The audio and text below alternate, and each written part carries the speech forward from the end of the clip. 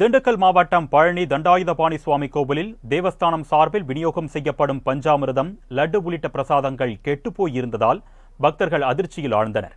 இதுகுறித்த கூடுதல் விவரங்களை செய்தியாளர் கார்த்திகேயன் வழங்க நாம் கேட்கலாம். வணக்கம் கார்த்திகேயன், எதனால இந்த அலட்சியம்? இதற்கான காரணம் என்ன? விவரங்கள்.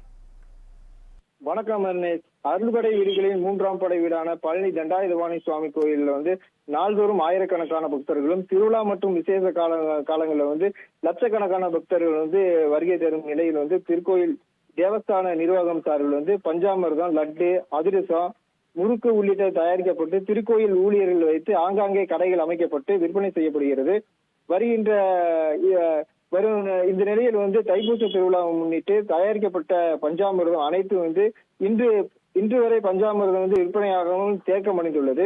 இதனை கோயில் நிர்வாகம் கண்டுகொள்ளாமல் தொடர்ந்து இரவு பகலாக விற்பனை செய்யப்பட்டு வருவதால் கெட்டுப்போன பஞ்சாமிர்தங்களை பக்தர்கள் பணம் கொடுத்து விலைக்கு வாங்கிய சூழல் ஏற்பட்டு வருகிறது.